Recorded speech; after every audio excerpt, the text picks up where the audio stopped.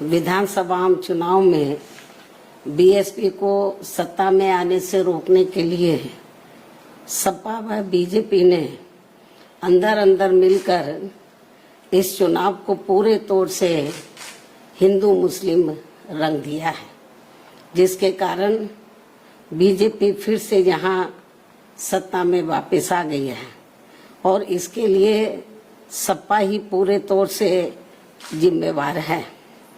और अब यूपी में खासकर कमजोर वर्गों व मुस्लिम समाज के लोगों के ऊपर जो आए दिन जुल्म जाती हो रही है, तो उसके लिए भी सपा मुखिया ही पूर्ण रूप से जिम्मेवार व कसूरवार भी है।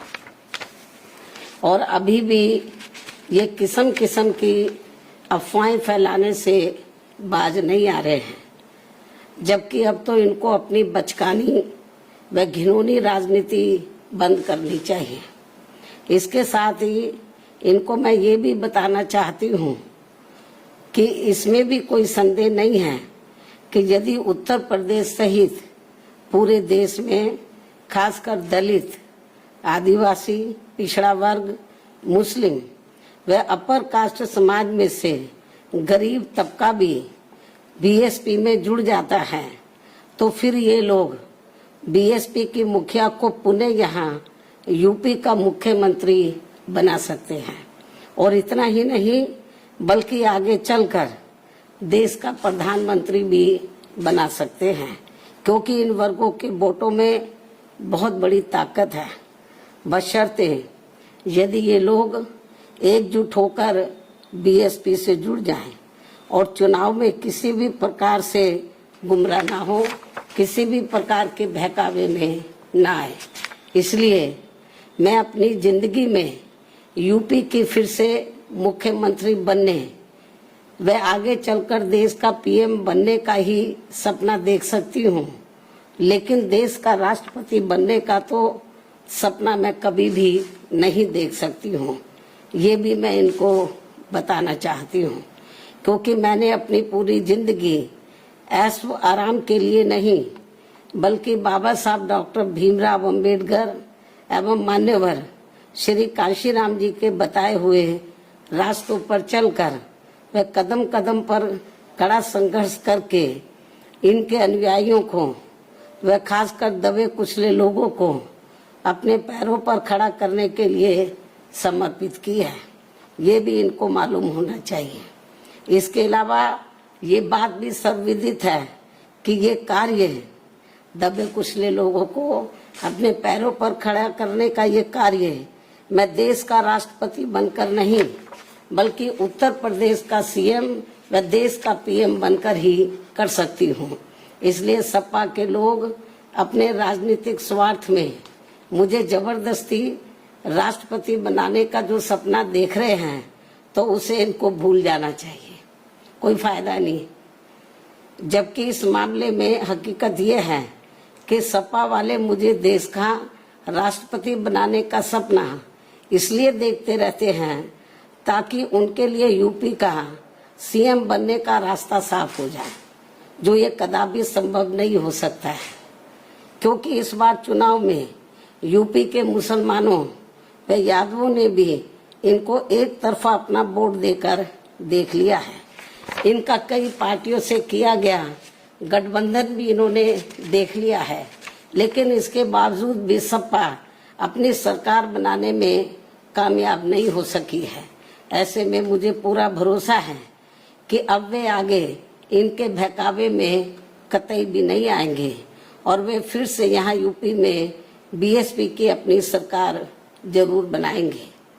वैसे भी अब सपा मुखिया को ये एहसास हो चुका है कि आगे किसी भी चुनाव में अब ये लोग इस पार्टी के बहकावे में कतई भी नहीं आएंगे और ऐसे में अब ना ही आगे सपा कभी भी यहाँ सत्ता में आसीन हो सकती है। इसलिए अब वो विदेश भागने के भी फिराक में है, जहाँ उसने पहले से ही अपना काफी बंदोबस्त कर लिया है। ये भी इनके बारे में प्रदेश में काफी जोरों में आम चर्चा है। इसके साथ साथ यहाँ मैं ये भी बताना चाहती हूँ कि यूपी में बीएसपी की सरकार में दलित, आदिवासी व पिछड़े वर्गों में जन्मे हमारे महान संतों, गुरुओं व महापुरुषों आदि के आदर सम्मान में जो स्मारक व पार्क आदि बनाए गए थे, तो उनके रख रखाव को लेकर सपा सरकार में तो बहुत ज्यादा और अब भाजपा सरकार में भी काफी ज्यादा उपेक्षा हो रही है, जिसकी वजह से अब आए दिन सभी स्थलों की हालत काफी ज्यादा खराब हो चुकी है। और इस मामले में फिर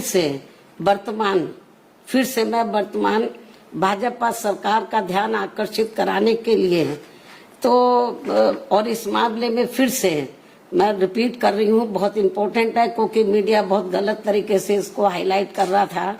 और इस मामले में फिर से वर्तमान भाजपा सरकार का, क्योंकि सरकार का ध्यान आकर्षित कराने के लिए आज मेरी चिट्ठी को लेकर बीएसपी का एक प्रतिनिधि मंडल अर्थात श्री एस.सी. मिश्रा, राज्यसभा सांसद व राष्ट्रीय महासचिव बसपा एवं श्री उमा शंकर सिंह, बीएसपी विधान मंडल दल के नेता आदि यूपी के मुख्यमंत्री योगी जी से मिले हैं। इन स्थलों को लेकर इस संबंध में मैंने चिट्ठी लिखी मुख्यमंत्री जी को और इन दोनों को मैंने भेजा, आप चिट्ठी लेकर जाओ और उनको डिटेल में इन स्थलों की जो खराब हालत है उसके बारे में अवगत कराओ, ताकि इन स्थलों की हालत सही हो जाए। इस ओर सरकार ध्यान दे। मैं उनसे यही उम्मीद करती हूँ कि वे इस मामले में अब जरूर उचित व ठोस कदम उठाएंगे। चिट्ठी की कॉपी भी मीडिया को दे दी जाएगी, क्योंकि जो गलत प्रचार कर रहे हैं आज ये दोनों मिले हैं, ये तो मेरी चिट्ठी लेकर मिले स्मारकों को लेकर कि स्मारकों की हालत बहुत ज्यादा खराब है और इस ओर सरकार ध्यान दे। और जो चिट्ठी लेकर मिले वो कॉपी भी हम मीडिया को भेज देंगे, ये भी मैं बताना चाहती हूँ। इसके साथ ही इस समय देश में रमजान का महीना चल रहा है, लेकिन जिस प्रकार से इस दौरान बिजली की कटौती की जा रही है, ये सब ठीक नहीं हो रहा है। इस मामले में केंद्र व सभी राज्यों की सरकारें जरूर सख्त व कठोर कदम उठाएं। बीएसपी की ये पुरजोर मांग है। इन्हीं खास अनुरोधों के साथ ही अब मैं अपनी बात यही समाप्त करती हूँ। धन्यवाद।